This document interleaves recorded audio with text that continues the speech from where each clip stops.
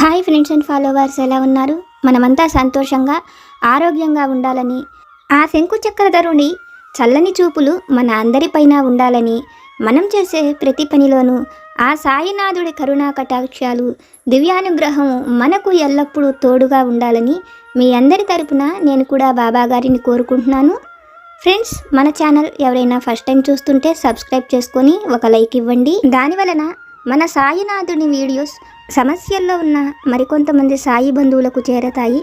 బాబాగారు మనతో చెప్పే ఆ దివ్య వాక్కులను వినటం వలన బాబాగారి దివ్య అనుగ్రహంతో పాటు మనసుకు సంతోషము, మనం కోరుకున్నవి నెరవేరతాయి అనే ఆనందంతో పాటు బాబాగారు మన కష్టకాలంలో మనతో పాటే ఉన్నారు అనే నమ్మకం కూడా కలుగుతుంది. అలాగే మనం కోరుకునే ప్రతి కోరికను బాబాగారు తప్పకుండా తీరుస్తారు. శ్రద్ధ సబూరితో ఉండండి. బాబాగారు మనతో చెప్పినట్లుగా సచరిత్ర పారాయణ చెయ్యండి. మనకు బాబాగారికి సంబంధించిన ఎన్నో మంచి మంచి విషయాలు తెలియడంతో పాటు మన కోరిక ఏదైనా, మన సంకల్పం ఏదైనా అది నెరవేరేట్లు బాబాగారు మనకు తోడుగా మనతోనే ఉండి మనల్ని అనుగ్రహిస్తారు. ఎందుకంటే మనం కన్నీరు పెట్టుకొని బాధపడటం, దిగులు పడటం, దుఃఖపడటం ఇవి ఏవి కూడా బాబాగారు చూడలేరు. మన సమస్య ఏదైనా, మన సమస్య నుంచి మనం బయటపడాలి అని మనకంటే ఎక్కువగా బాబాగారే కోరుకుంటారు. ఆ మార్గాన్ని మనకు బాబాగారు చూపించినప్పటికీ మనకు ఉన్న మన సమస్యలతో ఆ సందేశాన్ని తెలుసుకోలేం. అయితే మనం బాబాగారిని వేడుకొనటం వల్ల మన సమస్య ఎలా తీరుతుందో, ఏ మార్గంలో మనం వెళితే మన సమస్య తీరాలో ఆ మార్గంలో నడిపించి మన సమస్యను తీర్చేలా బాబాగారే మనల్ని అనుగ్రహిస్తారు. బాబాగారి సందేశాలను విని బాబాగారు చెప్పిన మార్గంలో నడిచి మనకు కావలసిన వాటిని మనం పొందేలా శ్రద్ధ సబూరిని కలిగి ఉంటే బాబాగారు మనకు తోడుగా మనతోనే ఉంటూ సాయి ఆశీస్సులతో మనం అనుకున్నది పొందగలుగుతాం. అటువంటి గొప్ప సందేశాన్ని ఈరోజు బాబాగారు మనకు తెలియజేస్తున్నారు. బాబాగారు మనతో చెప్తున్నారు, తల్లి, నేను నీకోసమే ఈ మాటను చెబుతున్నాను. తల్లి, నువ్వు ఎప్పుడు నా బిడ్డవే. నేను నీ క్షేమాన్నే కోరుకుంటాను. నీ కన్నీరు నా పాదాలను తాకినప్పుడు నాకు చాలా బాధ కలుగుతున్నది. నీకు కూడా నువ్వు కోరుకున్న చక్కటి జీవితాన్ని ప్రసాదించడం కోసం నేను నీకు ఒక అవకాశాన్ని తప్పకుండా అనుగ్రహిస్తాను. అయితే నువ్వు ఒక ముఖ్యమైన విషయాన్ని మర్చిపోకు. నేను నీకు ఇచ్చేటువంటి మంచి అవకాశాన్ని సద్వినియోగం చేసుకోవాలని నువ్వు ఎలా కోరుకుంటావో, నీకు కలిగిన ఆ అవకాశాన్ని పాడు చెయ్యాలని ఎంతోమంది ఎదురు చూస్తూ ఉంటారు. ఉదాహరణకు, తల్లి, నేను నీకు ధనాన్ని ఇచ్చినప్పుడు ఆ ధనాన్ని నీ నుంచి వారు సొంతం చేసుకోవాలని, ఒక చిన్న అవకాశమైనా దొరుకుతుందేమోనని నిన్ను వాళ్ళు మోసం చేసేందుకు ఎంతోమంది ఎదురు చూస్తూ ఉంటారు. కానీ బిడ్డ, నువ్వు జాగ్రత్తగా ఆలోచించి నీకు కావాల్సిన దానిని కోరుకో. నువ్వు ఏది కోరుకుంటావో, ఏది నువ్వు కావాలని అడుగుతావో అది నేనే నీకు తప్పకుండా అనుగ్రహిస్తాను. బిడ్డ, ఈ విషయంలో మళ్ళీ హెచ్చరిస్తున్నాను.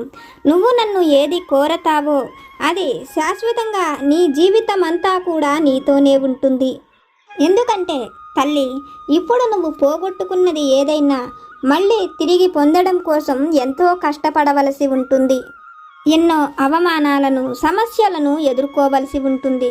మొత్తానికి నువ్వు పోగొట్టుకున్నది తిరిగి పొందాలి అంటే ఒక తపస్సులాగా ఎన్నో సమస్యలను ఎదుర్కోవలసి ఉంటుంది.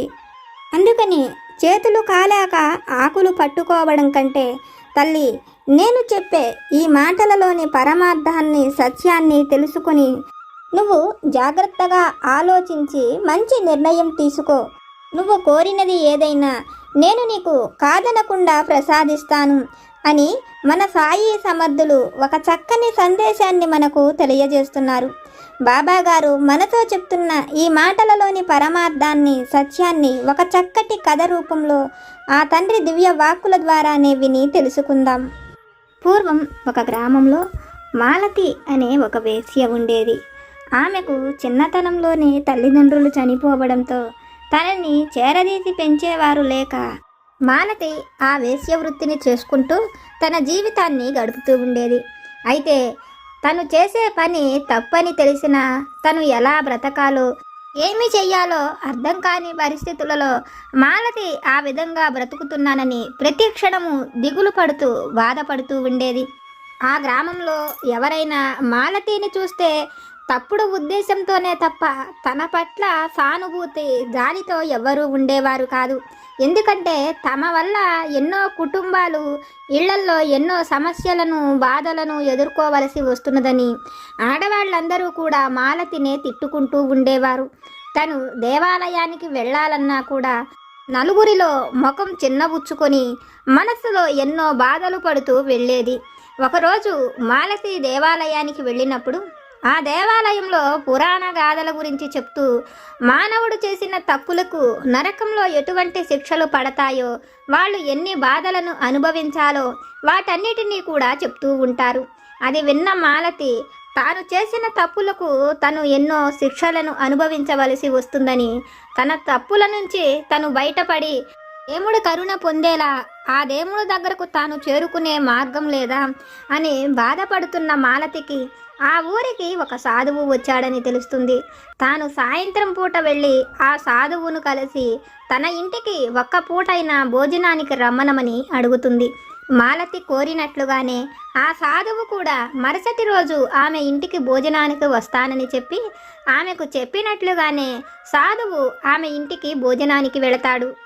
అయితే ఆ గ్రామంలో ఎవ్వరు మాలతి చేతితో భిక్ష ఇచ్చినా కూడా తీసుకోరు. అటువంటి మాలతి గురించి తెలిసి కూడా ఆ సన్యాసి ఆమె ఇంటికి భోజనానికి వెళుతున్నాడంటే ఆ సన్యాసి ఎటువంటి వాడోనని గ్రామంలో ఎంతోమంది అనుకుంటారు. అయితే ఎవరి మాటలను లెక్క చెయ్యని సన్యాసి ఆమె ఇంటికి వెళ్ళి భోజనం చేసి ఆమెను ఏవైనా కోరుకోమని కోరుకున్న వాటిని అనుగ్రహిస్తానని చెప్తాడు. అతని పాదాలను తాకుతూ తాను మోక్షాన్ని పొందాలని కోరుకుంటున్నానని చెప్తుంది. మాలతి మాటలు విన్న సాధువు ఆమె వైపు చూసి నవ్వుతూ, తల్లి, నువ్వు కోరుకున్న మోక్షాన్ని పొందాలి అంటే హరిపాదాలను తాకాలని, హరిపాదాలను తాకే అనుగ్రహాన్ని నువ్వు పొందుతావని, ప్రతినిత్యము హరిని తలుచుకుంటూ ఉండమని ఆమెను దీవించి వెళ్ళిపోతాడు. అయితే ఆ గ్రామంలోనే సుమిత్ర అనే ఒక గొప్ప పుణ్యాత్మురాలు ఉంటుంది. ఆమె ఎంతోమందికి దాన ధర్మాలను చేసి ఎంతో పుణ్యం చేసుకుంటుంది. ఆమె ప్రతిరోజు హరినామాన్ని తలవందే ఏ పని కూడా చెయ్యదు. ఆమెను చూసిన వాళ్ళందరూ కూడా ఆమె ఎంతో గొప్ప పుణ్యాత్మురాలని, తనను చూస్తేనే వాళ్లకు అదృష్టమని, ఆమె వాళ్ళ ఇళ్ల వైపుగా వెళ్లడమే వాళ్ళు చేసుకున్న భాగ్యమని సుమిత్రను చూసిన వాళ్ళంతా కూడా సుమిత్ర గురించి గొప్పగా చెప్పుకునేవాళ్ళు. అయితే సుమిత్ర కొద్ది రోజులకు దైవాన్ని పూజిస్తూనే ఎంతో ఆరోగ్యంగా ఉంటూనే చనిపోతుంది. సుమిత్రతో పాటే ఈ వేశ్య కూడా ఆమె చనిపోయిన రోజునే ఈమె కూడా చనిపోతుంది. తను చేసుకున్న కర్మలకు ఎన్నో అనారోగ్య సమస్యలను ఎదుర్కొంటూ తనకు మంచినీళ్లు పోసేవాళ్లు కూడా లేక ఎన్నో అనారోగ్య సమస్యలను ఎదుర్కొని చనిపోతుంది. అలా చనిపోయిన ఇద్దరూ కూడా యమధర్మరాజును చేరుకుంటారు. యమధర్మరాజును చూస్తూనే సుమిత్ర ఎంతో సంతోషిస్తుంది. అయితే మాలావతి మాత్రం తాను చేసిన తప్పులేమిటో తనకు తెలుసు కాబట్టి యముణ్ణి చూస్తూనే ఎంతో భయపడిపోతుంది.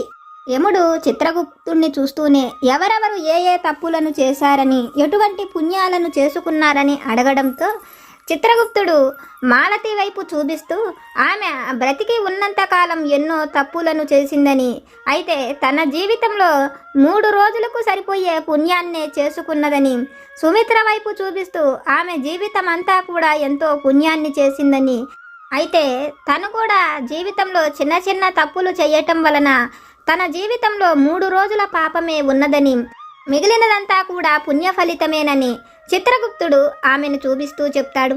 అందుకు యమధర్మరాజు ఇద్దరి వైపు చూస్తూ, అమ్మా, చిత్రగుప్తుడు చెప్పిన మాటలు విన్నారు కదా, మీరు చేసుకున్న పాప ఫలితాన్ని, పుణ్య ఫలితాలను చెప్పాడు కదా, దాన్ని బట్టి మొదట మీరు పాపాన్ని అనుభవించాలనుకుంటున్నారో పుణ్యాన్ని అనుభవించాలనుకుంటున్నారో బాగా ఆలోచించి మీరే చెప్పమని ఇద్దరిని చూస్తూ అడుగుతాడు. అందుకు మాలావతి తాను చేసుకున్నది మరింత ఎక్కువ పుణ్యమేమీ కాదు కాబట్టి మొదటగా తనకు ఉన్న ఆ కొద్దిపాటి పుణ్యాన్నే అనుభవించి వస్తానని, తర్వాత మిగిలిన జీవితం అంతా కూడా నరకంలోనే ఉండవలసి ఉంటుంది కాబట్టి ఆ కాస్త పుణ్యాన్ని తనకు అనుభవించే అనుగ్రహాన్ని ఇవ్వమని కోరుతుంది. అయితే సుమిత్ర వైపు చూస్తూ ఆమెను అడిగినప్పుడు తనకు ఎంతో పుణ్య ఫలితం ఉన్నది కాబట్టి తనకు ఉన్న కొద్దిపాటి పాప ఫలితాన్ని అనుభవించేసి వస్తానని, తరువాత ఇంకా అంత పుణ్య ఫలితమే కాబట్టి తను ప్రశాంతంగా స్వర్గంలోనే ఉండవచ్చని, సంతోషంగా అక్కడ జీవితాన్ని గడపవచ్చని, అందుకోసం మొదట తను పాపాన్నే అనుభవించి వస్తానని చెప్తుంది. అయితే సుమిత్ర వైపు చూస్తూ ఎన్నోసార్లు తనను ఆలోచించుకొని చెప్పమని అడుగుతాడు. అయితే సుమిత్ర మాత్రం తన నిర్ణయంలో ఎటువంటి మార్పు లేదని, తను పాపాన్నే అనుభవించి వస్తానని చెప్తుంది.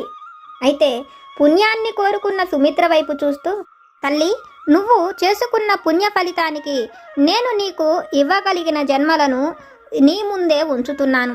నువ్వు ఒక దేశపు మహారాజుకు 3 రోజులు కొడుకుగా బ్రతికి ఉంటావు, లేకపోతే ఒక చెట్టుకు పువ్వుగా 3 రోజులు మాత్రమే ఉంటావు. నీకు ఏది కావాలో కోరుకో, నీ పుణ్య ఫలితానికి తగిన ఫలితం ఇదేనని చెప్తాడు. ఆ మాటలు విన్న మాలతి 3 రోజులు మహారాజుకు కొడుకుగా ఉండి భోగభాగ్యాలు అనుభవించి తరువాత చనిపోయి ఆ తల్లిదండ్రులకు పుత్రశోకం మిగిల్చే కంటే నన్ను ఒక చెట్టుకు పువ్వుగానే పుట్టించమని కోరుతుంది. మాలతి కోరినట్లుగానే ఆమెను ఒక కుమ్మరివారింట్లోని పూల చెట్టుకు పువ్వుగా పుట్టమని, 3 రోజుల తరువాత తన పాప ఫలితానికి తగిన ఫలితం అనుభవిస్తుందని ఆమెను అక్కడి నుంచి పంపించేస్తాడు. తరువాత సుమిత్రను చూస్తూ, తల్లి, నీ ముందు కూడా 2 జన్మలు ఉన్నాయి. నువ్వు చేసుకున్న పాప ఫలితాన్ని బట్టి నీ ఎదుట ఒక ఎలుక జన్మ, ఒక పాము జన్మ ఉన్నది. వీటిల్లో ఏదైనా ఒక జన్మను కోరుకో. నువ్వు అడిగిన దానిని నేను నీకు తప్పక అనుగ్రహిస్తాను. ఆ జన్మను పూర్తి చేసుకున్న తరువాత నువ్వు తిరిగి స్వర్గాన్ని చేరుకుంటావని చెప్తాడు. ఆ మాటలు వింటున్న సుమిత్రకు తను ఎలుకై పుడితే ఏదైనా పిల్లి కానీ పాము కానీ మరి ఇంకా ఏ జంతువులైనా తనను చంపేస్తాయని, తన ప్రాణాలను కాపాడుకోవడం కోసమే ఈ 3 రోజులు కూడా తను ఎన్నో సమస్యలను ఎదుర్కోవలసి ఉంటుందని, అదే పామై పుడితే తనను పాము రూపంలో ఉన్నది కాబట్టి ఎవరు చంపరని, తనకు ప్రాణభయం ఉండదని, తన ప్రాణాలను తను జాగ్రత్తగా కాపాడుకోవచ్చని, 3 రోజుల తరువాత తను ఎలాగూ చనిపోయి తిరిగి మళ్ళీ స్వర్గాన్ని పొందవచ్చని ఆలోచించిన సుమిత్ర తనకు పాము జన్మ కావాలని కోరుకుంటుంది. సుమిత్రను చూస్తున్న యముడు పదే పదే, తల్లి, నువ్వు ఆలోచించే ఈ నిర్ణయం తీసుకుంటున్నావా? నీకు నిజంగానే పాము జన్మే కావాలా అని అడుగుతాడు. అందుకు సుమిత్ర అవునని చెప్పడంతో తను కోరుకున్నట్లుగానే పాము జన్మను పొందమని యముడు కూడా సుమిత్రను అక్కడి నుంచి పంపించేస్తాడు. భూమి మీద సుమిత్ర పాము రూపంలోనూ, మాలావతి కుమ్మరివాడి ఇంట పువ్వు రూపంలో జన్మిస్తాడు. కుమ్మరివాని భార్య ప్రతిరోజు తన దొడ్లో కాచే మందారాలను కోసి తన తలలో పెట్టుకునేది. ఆ రోజు కూడా పువ్వును కోసి తన తలలో పెట్టుకుందామంటే ఆ పువ్వు రోజూ కాచేదానికంటే కూడా ఎంతో అందంగా 5 రంగుల పువ్వుగా పూస్తుంది. అది చూసిన కుమ్మరివాని భార్య అతను కూడా ఎంతో సంతోషిస్తారు. అతను తన భార్యతో, ఈ పువ్వు రోజు కంటే కూడా ఇవాళ ఎంతో అందంగా ఉంది. మన చెట్టుకు ఎప్పుడు ఇటువంటి పువ్వు కాయలేదు, ఎప్పుడు ఎర్రటి మందారాలే కాచేవి, కానీ ఇవాళ 5 రంగుల పువ్వు కాచింది. ఈ పువ్వును నువ్వు పెట్టుకోమని భార్యతో చెప్తాడు. భార్య ఆ పువ్వును తానే పెట్టుకుంటానని. అయితే మన గ్రామ పెద్ద చెప్పిన విషయాన్ని మీరు మర్చిపోకండి. ఈరోజు మన ఇళ్లల్లో ఎవరి ఇళ్లల్లో కాచిన పువ్వులు అయినా మన ఇంటి ముందుకు ఊరేగింపుకు వచ్చే వేణుగోపాలుడికి ఇవ్వాలి. అక్కడ ఇచ్చిన ఆ పువ్వులను తిరిగి మనకు ప్రసాదంగా ఇస్తారు. వాటిని మనం మన తలలో పెట్టుకోవాలి. ఆ విషయాన్ని మనం మర్చిపోకూడదని, అందుకోసం ఇవాళ దొడ్లో కాచిన పువ్వులన్నిటినీ కూడా వేణుగోపాలుడికి ఇచ్చి తరువాత తను తలలో పెట్టుకుంటానని, ఆ మందారంతో సహా అన్నిటినీ కూడా ఊరేగింపుకు వచ్చిన వేణుగోపాలుడికి ఇస్తుంది. పూజారి ఆ పువ్వులన్నిటినీ తీసుకొని వేణుగోపాలుడి పాదాల దగ్గర వేసి అక్కడ ఉన్న మరికొన్ని పూలను ఆమెకు ఇస్తాడు. అయితే ఆ పూలలో ఈ 5 రంగుల పుష్పం మాత్రం వేణుగోపాలుడి పాదాల దగ్గరే ఉంటుంది. ఆ పాదాలను స్మరిస్తున్న ఆ పుష్పానికి తన ముందు జన్మలో తనను దీవించిన సాధువు మిగిలిన విషయాలు అన్నీ గుర్తుకు వచ్చే తను హరి పాదాలను తాకగలుగుతున్నానని, హరి పాదాలను సృజిస్తూ తనకు ఇంకా ఏమీ అవసరం లేదని, తనకు ఏ కోరికలు లేవని, మరు జన్మ అవసరం లేదని ఆ హరిపాదాలను పట్టుకొని హరిపాదాలే తనకు స్వర్గమని, ఇంకా తన జీవితానికి ఏమీ అవసరం లేదని, హరిపాదాల చెంత తనకు ఇంత స్థానం ఇవ్వమని ఆ హరిపాదాలను పట్టుకొని కోరుతుంది. అయితే భూమి మీద సర్పముగా పుట్టిన సుమిత్ర మాత్రం తన ప్రాణాలను కాపాడుకునేందుకు తనకు ఎదురు వచ్చిన వాళ్ళందరినీ కాటు వేసి చంపేస్తూ 3 రోజులు కూడా ఆ విధంగానే ఎక్కడెక్కడో తిరుగుతూ కనపడ్డ మనుషులను, జంతుజాలాలను కాటువేసి ఎన్నో తప్పులను చేస్తుంది. 3 రోజుల తరువాత పాము రూపంలో ఉన్న సుమిత్ర చనిపోయి తిరిగి యముడు దగ్గరకు చేరుకుంటుంది. యముడు సుమిత్రను చూస్తూనే తను చేసిన పాపకర్మ పూర్తయినది కాబట్టి తను స్వర్గానికి వెళ్లేందుకు ఎటువంటి మంచి ఫలితాలు ఉన్నాయో, తను చేసుకున్న ఫలితాల వలన ఇప్పుడు తనకు ఏమి లభిస్తాయో చెప్పమని అడుగుతాడు. ఆ మాటలు వింటున్న చిత్రగుప్తుడు సుమిత్రను చూపిస్తూ యముడి వైపు చూసి, స్వామి, తను ముందు జన్మలో చేసుకున్న పుణ్య ఫలితమంతా కూడా ఈ జన్మ పాముగా ఎత్తి చేసిన పాప కర్మ ఫలితము కంటే కూడా తక్కువగా ఉన్నది. అందువలన తన పుణ్య ఫలితమంతా పోయి తనకు పాప ఫలితమే మిగిలినదని, ఆమె పాము జన్మగా ఎత్తి తనకు హాని చేసేవాళ్లకు, చెయ్యని వాళ్లకు, జంతుజాలాలు లేకుండా అన్నిటినీ కూడా హింసించిందని, ఈ 3 రోజులు తను ఎన్నో పాపాలను చేసిందని, అందువలన తనకు మిగిలిన పుణ్య ఫలితమేమీ లేదని చెప్తాడు. అయితే చిత్రగుప్తుడి మాటలు విని ఆశ్చర్యపోయిన సుమతి, స్వామి, నాకంటే కూడా ముందుగా ఎన్నో పాపకర్మాలను చేసుకున్న మాలతి ఇప్పుడు ఏమైనదని, తన పాప ఫలితానికి తను ఎటువంటి శిక్షలను అనుభవిస్తున్నదని, ఇప్పుడు తను ఎక్కడ ఉన్నదని అడుగుతుంది. అందుకు చిత్రగుప్తుడు సుమిత్ర వైపు చూసి, తల్లి, తను కూడా నీలాగానే 2 జన్మలు ఇచ్చి వాటిల్లో ఒకటి కోరుకోమంటే తనకు భోగభాగ్యాలను ఇచ్చే రాజు కొడుకుగా అక్కరలేదని, ఒక మట్టిలో పువ్వుగా పుట్టించమని కోరుకున్నది. తను పువ్వుగా పుట్టి ఆ పువ్వు హరిపాదాలను తాకిన ఆ క్షణమే తను చేసిన పాపకర్మలు అన్నీ కూడా తొలగిపోయి తనకు పుణ్య ఫలితమే మిగిలి ఆ హరిచంతే ఉండిపోయిందని, ఇప్పుడు మాలతిలో ఎటువంటి పాపకర్మలు లేవని, అలాగే నువ్వు కూడా నీ పుణ్య ఫలితాన్నే మొదట కోరుకొని ఉంటే ఎప్పుడు ఆ హరిపాదాల చెంతే ఉండేదానివి. దానివలన నీ పాపకర్మలు అన్నీ కూడా పోయేవి. అలా నువ్వు కోరుకోలేదు. కనీసం నీ పాపకర్మలో అయినా నువ్వు పాము జన్మను అడగకుండా ఏ ఎలుక జన్మనో అడిగి ఉన్నట్లయితే నీ ప్రాణాలను నువ్వు కాపాడుకునేందుకే ప్రయత్నించేదానివి కానీ ఎవరికి హాని చేసేదానివి కాదు. దానివలన ఈ 3 రోజుల పాపకర్మను అనుభవించినా తిరిగి మళ్ళీ ఆ స్వర్గానికే చేరుకునేదానివి. ఇప్పుడు నువ్వు ఆ స్వర్గాన్ని కోల్పోయావని, పాప ఫలితమే నీకు మిగిలినదని చెప్తాడు. ఆ మాటలు వింటున్న సుమిత్ర, నాకు ఈ పాప ఫలితాలు, పుణ్య ఫలితాలు ఏవీ తెలియదు, ఏమి కోరుకోవాలో కూడా తెలియదు. అటువంటప్పుడు చావు పుట్టుకలకు తండ్రి అయిన ఆ యమధర్మరాజే నాకు ఏమి కావాలో చెప్పి ఉండొచ్చు కదా అని అడుగుతుంది. సుమిత్ర మాటలు విన్న చిత్రగుప్తుడు, తల్లి, ఆ తండ్రి నీకు 1కి 2 సార్లు హెచ్చరించాడు. మొదట పాప ఫలితాన్ని అనుభవిస్తావా, పుణ్య ఫలితాన్ని అనుభవిస్తావో జాగ్రత్తగా ఆలోచించి కోరుకోమని 1కి 2 సార్లు చెప్పాడు. నీవు అప్పుడు కూడా వినిపించుకోలేదు.